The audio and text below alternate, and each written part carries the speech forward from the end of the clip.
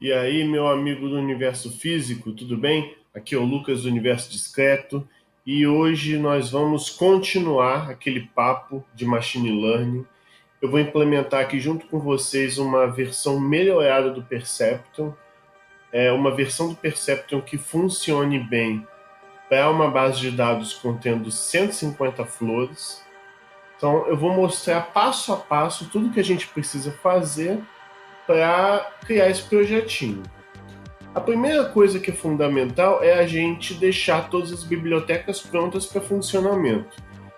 Se você não tiver instalado o Anaconda, eu recomendo que você instale ele agora. Tem um vídeo sobre isso, vou colocar no izinho.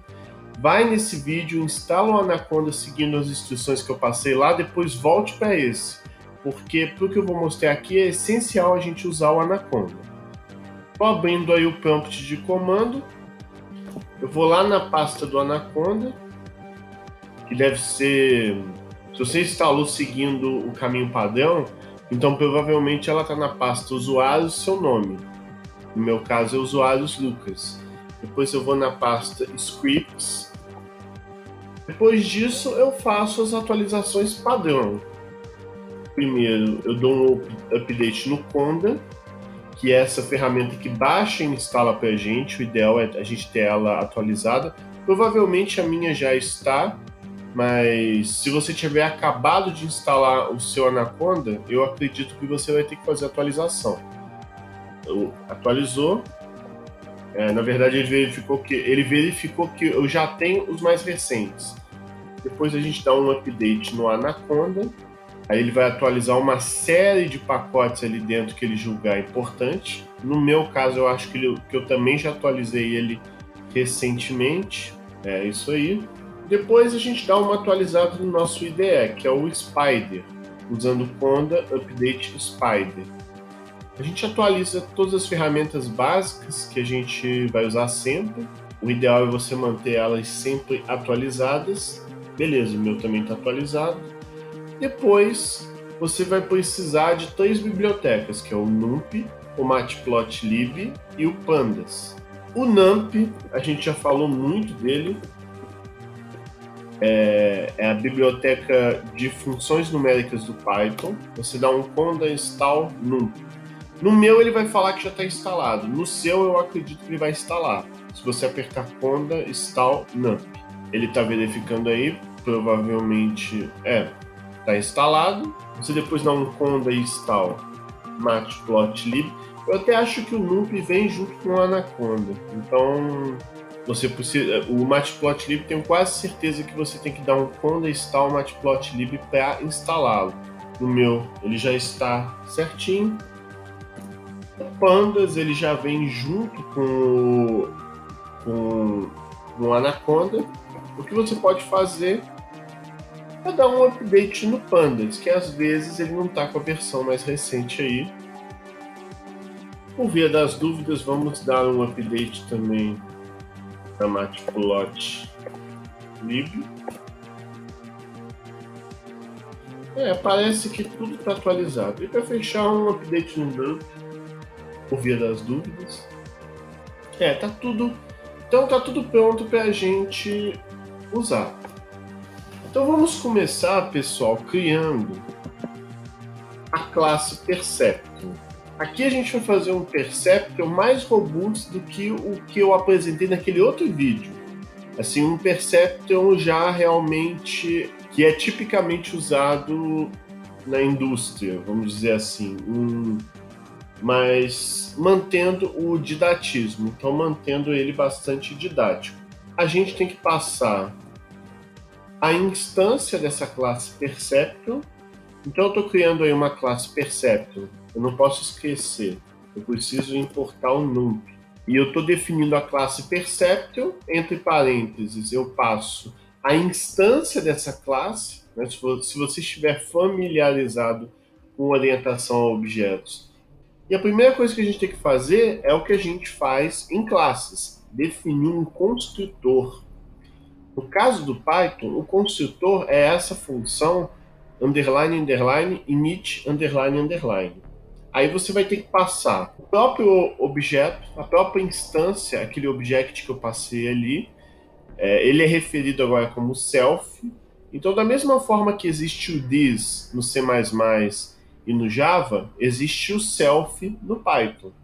Eu estou me referindo ao próprio objeto. Eu tenho que passar também como parâmetro a taxa de aprendizado, que eu já expliquei no vídeo passado, mas aqui vocês vão entender melhor ela. Um outro parâmetro que eu vou passar que se chama Max Iterations. É o máximo de iterações que o meu Perceptron vai poder executar.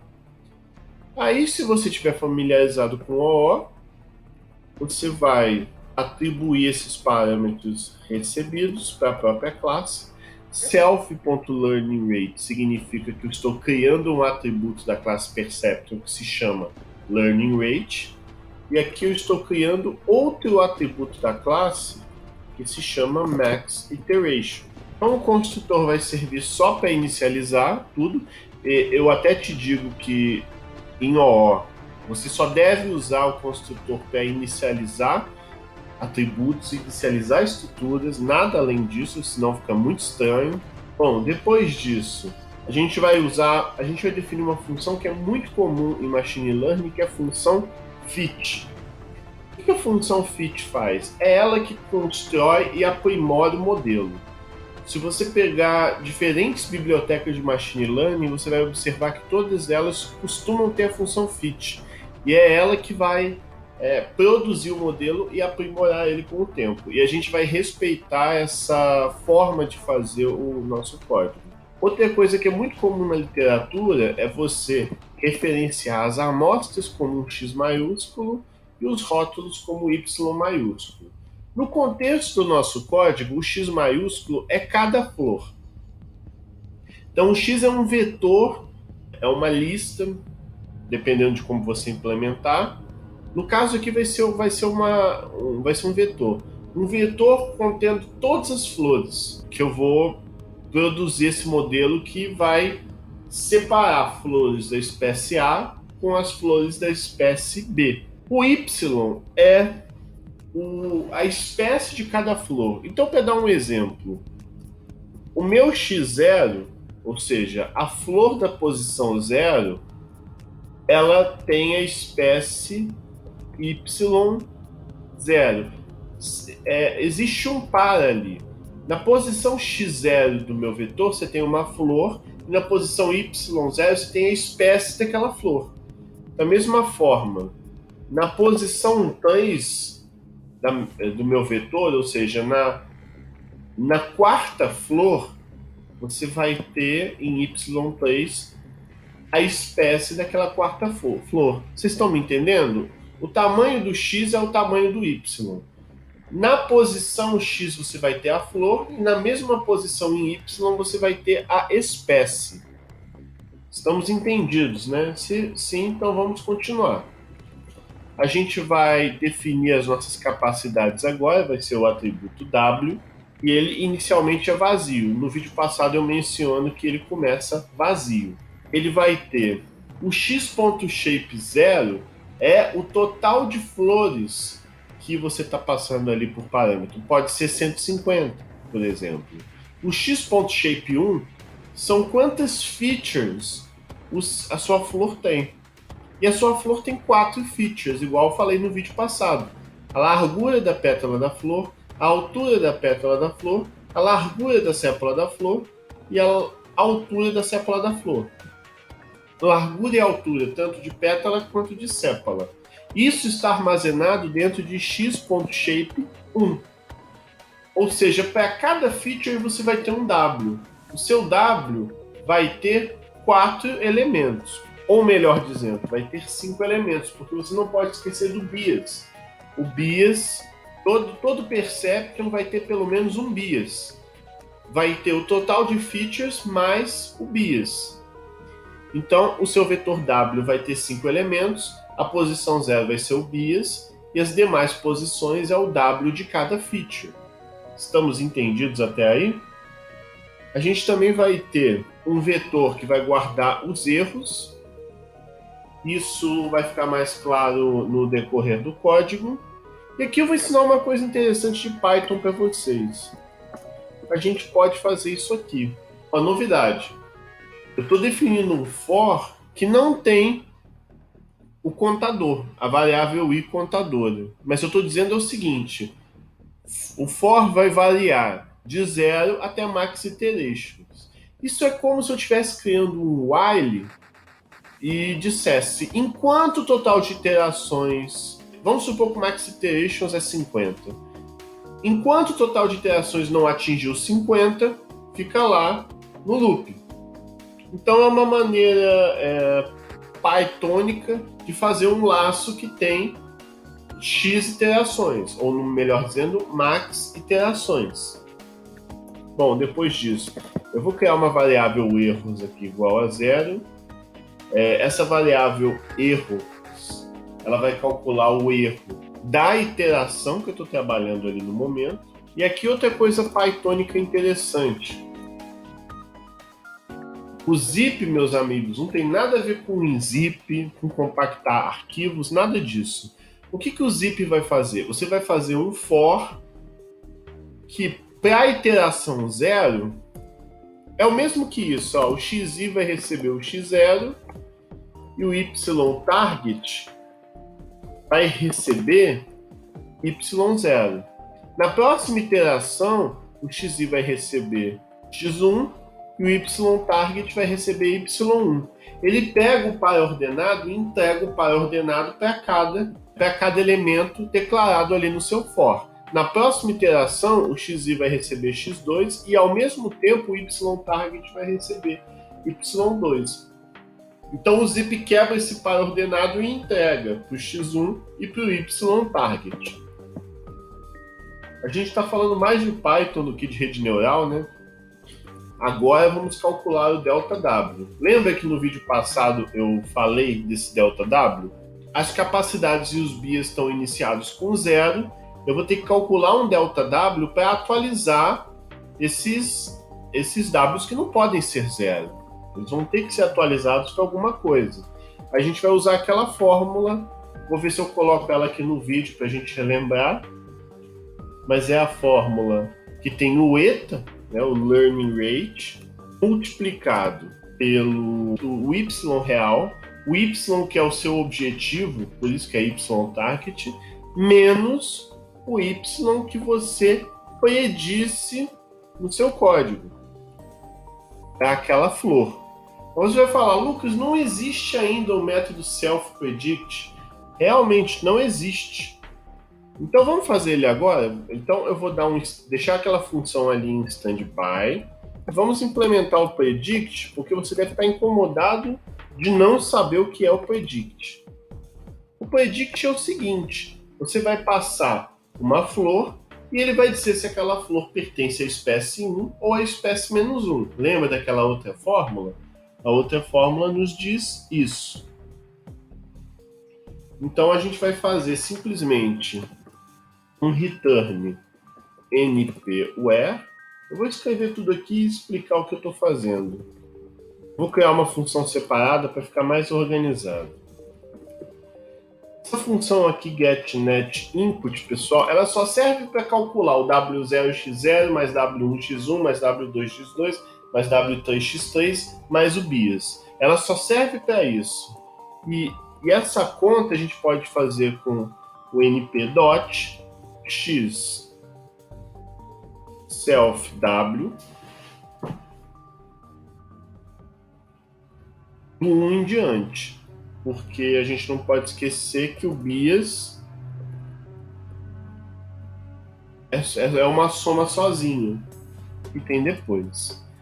Então essa função que eu criei, eu vou até fazer o seguinte, vou dar um outro nome que vocês talvez ajudem a entender. Compute W0x0 W1x1 mais W2x2.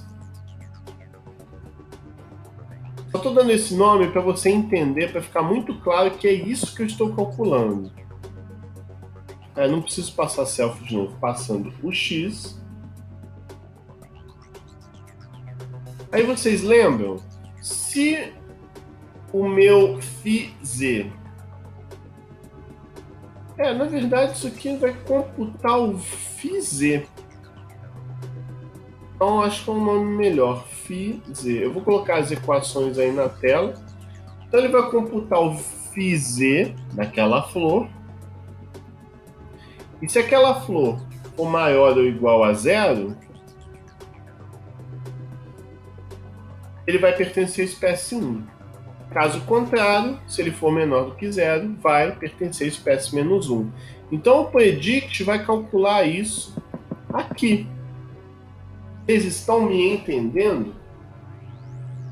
Aí, como a gente fez naquele cálculo, se o cálculo já estiver correto, ou seja, se aquela flor específica já foi predita corretamente, isso significa que o ΔW vai ser 0. Caso contrário, o ΔW vai ter algum valor aí. Bom, então eu vou ter que atualizar agora os meus deltas. É o ΔW multiplicado por xi, né? Olha a equação aí, vou deixar a equação aí para vocês lembrarem que o cálculo é esse. E depois a gente vai calcular também o bias. O bias vai ser só a soma do ΔW, né? Aqui é o meu bias. Todos os meus erros, eles vão ser somados na variável erros. Eu vou converter para inteiro, porque nesse perceptron básico aí que eu estou trabalhando, eu só estou mexendo com inteiro mesmo. Não preciso mexer com nada diferente, não.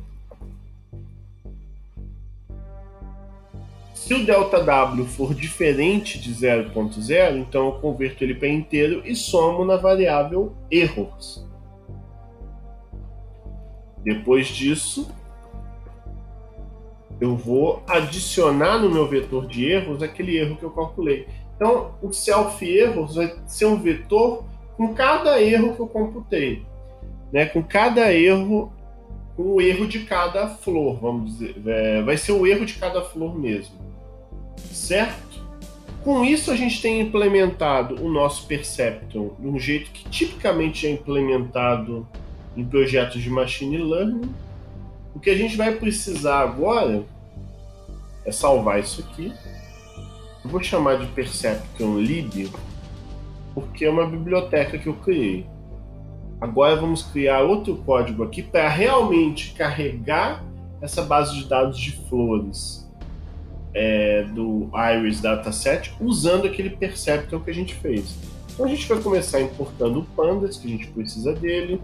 A gente vai importar o matplotlib pyplot. Para quê? Para desenhar alguns gráficos que a gente vai ver junto.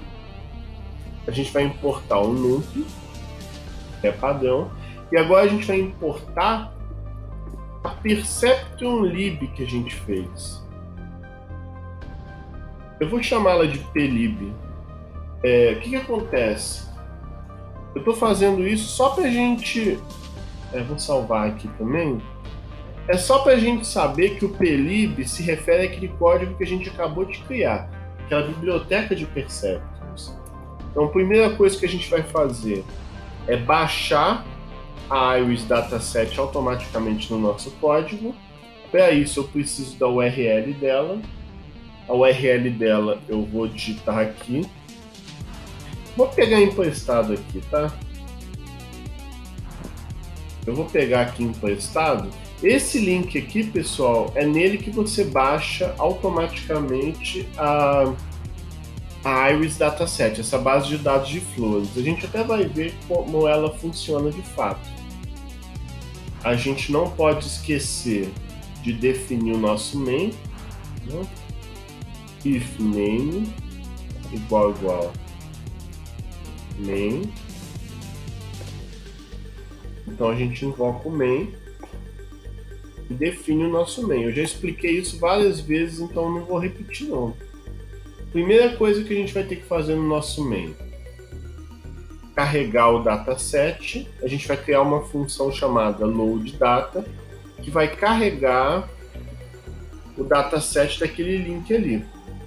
Então a gente vai ter que definir esse load data, passando a URL em questão, e que função nós vamos chamar? Pensa, pessoal, que essa Iris Dataset ela é como se fosse um Excel com as informações em linha de cada flor. Eu vou até mostrar isso junto ao código. Então, a primeira coisa que a gente tem que fazer, a gente vai ter que criar um vetor com as colunas dos dados lidos. O nome das colunas a gente vai precisar dar.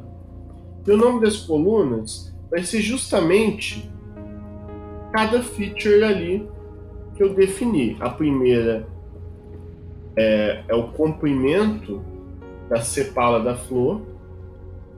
Depois, a largura da sepala da flor.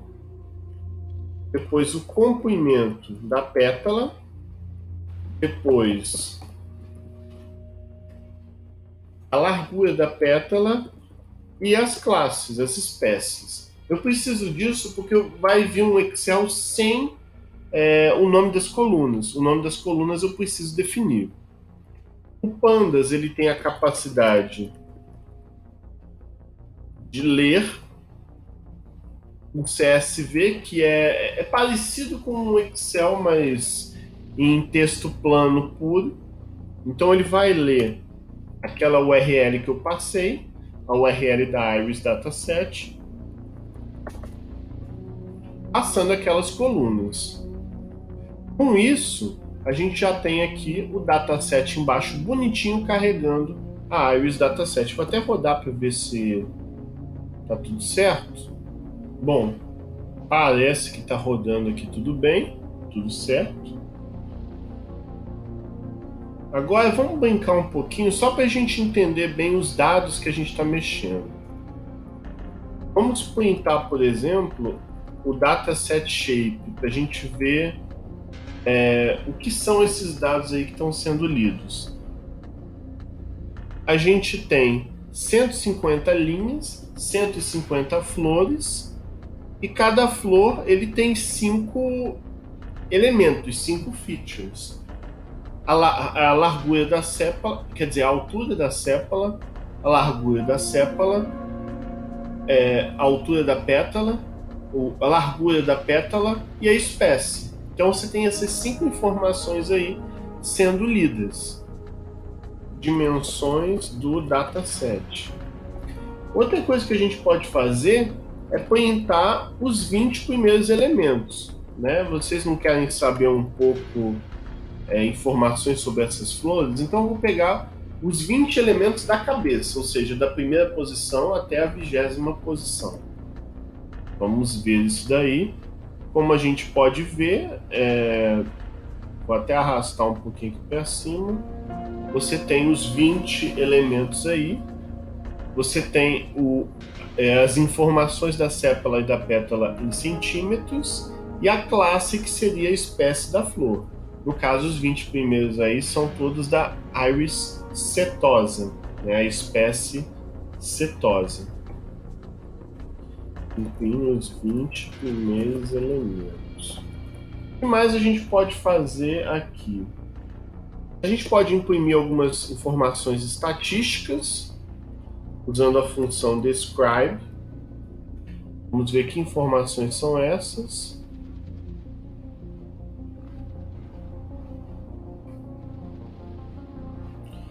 Então ele contou, você tem 150 larguras de sépala, 150 comprimentos de sépala, a média da altura da sépala é 5,8 centímetros, o desvio padrão é 0,82 centímetros, a menor altura de sépala é 4 centímetros, enquanto a maior altura de sépala é 7,9 centímetros, aí quase 8.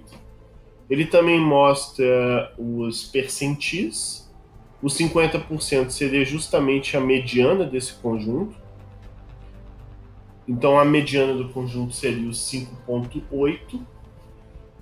O 25% seria a mediana da mediana. Então você pega a primeira mediana e você tem o conjunto inteiro. A mediana é o elemento central. Não confundir com a média.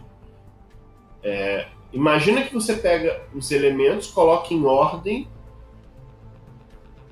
ou seja, você vai pegar os 150 alturas de sépala e colocar de menor para o maior, os 50% vai ser exatamente o elemento do meio. Aí se você pegar esse conjunto que vai do início até metade e pegar a outra mediana, aí você vai ter o 25%. É o elemento da metade do elemento da metade, certo? Então, com isso você tem algumas informações estatísticas aí que você pode até perceber que essa espécie tem uma altura de sépala bastante acentuada em comparação com a pétala. Informações estatísticas do conjunto. Eu acho que isso está bom para a gente brincar. Vamos fazer o seguinte, vamos criar uma função aí que começa a desenhar gráficos. Eu vou chamar ela de showScatterPlot. A gente vai plotar um gráfico de informações espalhadas, no caso aí as flores. Vamos brincar um pouquinho agora. Eu tenho que passar o dataset, não pode esquecer. Vamos brincar um pouquinho com a Matplotlib, que é essa biblioteca que plota gráficos. Primeira coisa que eu vou fazer, chamar a função scatter, para quê? Eu vou desenhar os conjuntos da espécie setosa. Da posição 0 até 50, eu estou pegando aqui, se eu não me engano, as informações apenas de sépala, tá bom? Eu vou plotar um gráfico, eu vou escrever tudo aqui e depois explico, que eu acho que aí fica mais fácil. O que eu estou fazendo aqui então? Eu vou plotar um gráfico aí o eixo de baixo você vai ter a altura da sépala pela largura da sépala. Com isso a gente vai descobrir uma relação entre largura e altura de sépala. De qual espécie? Da setosa. Vai ficar com a cor vermelha todos os pontos que envolvem largura e altura de sépala da setosa. E vai ser um vermelho com uma bolinha. Da mesma forma, eu vou pegar agora o próximo conjunto, do 0 aos 50, é setosa. Do 50 até o 100, você tem a espécie versicolor. Eu vou pintar de azul e o marcador vai ser X. Então, o PLT XLabel. O meu X, igual eu falei para vocês, é o Sample Length. E o Y-Label vai ser o meu CPAL width. Eu vou inverter só para a altura associada com a altura da sépala e o comprimento está associado ao eixo X. Acho que fica melhor. A gente precisa também colocar a legenda desse gráfico, que vai ficar na posição upper left. Depois disso é só dar um PLT show. Não é dataset que eu passo ali não, é X. Eu tenho que passar ali o X. Bom, então vamos resolver esse problema. Realmente eu esqueci dessa parte. Vamos pegar o Y primeiro, dataset iLoc. Aqui, pessoal, eu estou pegando as espécies. As espécies estão justamente na coluna 4 do dataset. Eu vou até imprimir isso aqui para vocês verem. Eu estou pegando as 100 primeiras flores, estou pegando as espécies delas.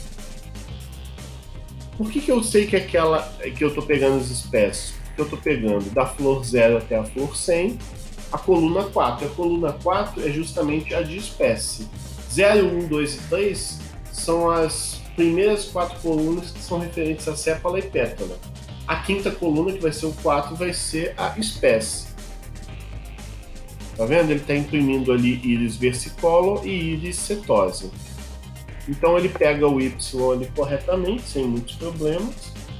Só que a gente vai fazer uma jogada. Lembra da equação? A gente não trabalha com íris setosa e íris versicolor. A gente trabalha com conjunto 1 e conjunto menos 1. Então a gente vai chamar a função NP where. Se o Y em questão ali for íris setosa, ele vai virar menos 1. Se ele for versicolor, ele vai virar 1. QI maiúsculo. Agora sim.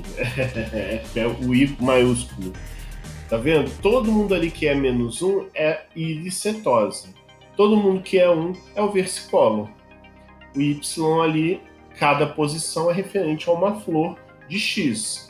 Agora no X a gente vai pegar da mesma forma, usando a função dataset iloc. A gente vai pegar as 100 primeiras flores. E a gente vai pegar... Ah, sim, é verdade, eu tinha esquecido desse detalhe. A gente vai pegar a coluna 0 e a coluna 2. A coluna 0 é a altura da sépala. E a coluna 2 é a altura da pétala. Então, no meu scatter plot aqui eu vou passar X... E o meu X lá vai receber, aqui vai ser 0 mesmo, e aqui vai ser 1. Eu estou passando um par ordenado. O primeiro cara aqui é o sepal length, e o próximo é petal length. Então a gente vai fazer um gráfico relacionando a altura da sépala com a altura da pétala. Ah, não podia ter fechado aqui. Agora sim.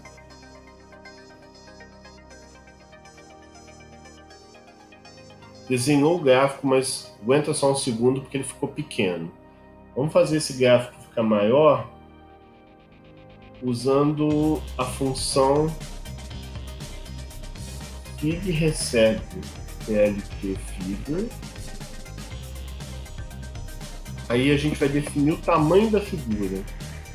Eu testei com o tamanho 10,7, ficou bom.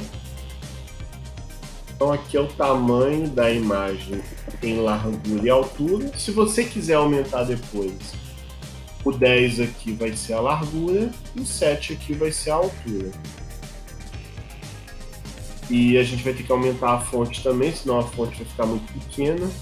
RC, fonte, size 22.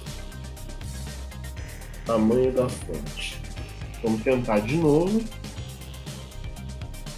Aqui temos um gráfico bem interessante da relação da altura da pétala com a altura da sépala. Lembra que nós conversamos que a ideia do perceptron é achar uma reta que separa entre os dois conjuntos? Aí, quando eu tiver uma nova flor, eu vou botar ela nesse gráfico.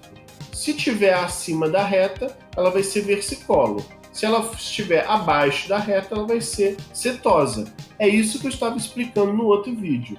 E é isso que nós vamos fazer agora.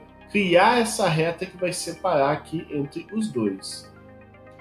Isso não vai ser difícil fazer, porque a gente simplesmente vai usar as funções prontas do nosso perceptor. Tudo começa com a gente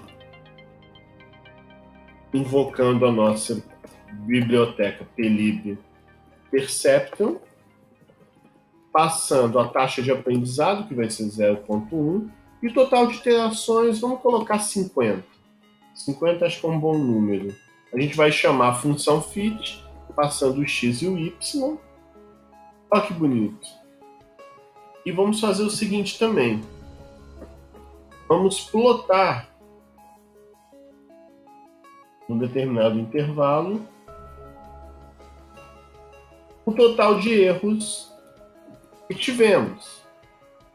Então, a gente vai ter um gráfico ali do ponto 1 até ponto 1 até o máximo de erros que eu tiver, mais um, porque a gente não está começando do zero, a gente está começando do 1. A gente vai plotar os erros que nós tivemos no gráfico, marcando eles com bolinha. X-label vai ser iterações. O Y-label vai ser número de erros. O meu X vai ser o total de iterações que eu tive, variando de 1 até o total de erros mais 1. Isso vai definir aí o eixo X, porque vai chegar num determinado ponto que o total de... você vai parar de errar. Para a gente entender melhor, vamos então exibir logo isso na tela. Compute... e tem erro lá no outro código. Compute FZ não existe? Ah, porque faltou o self. É um método da classe, né? Bom, apareceu alguma coisa aqui na tela, vamos ver. Bom, como a gente tinha definido, a gente definiu no nosso eixo Y o total de erros. Vamos olhar pelo código aqui que fica mais fácil falar. Bom, só para a gente fechar então, pessoal, o p-erros é um vetor que contém todos os erros que eu tive ao longo das iterações. Por exemplo, na iteração 1, o total de erros que você teve foi 2.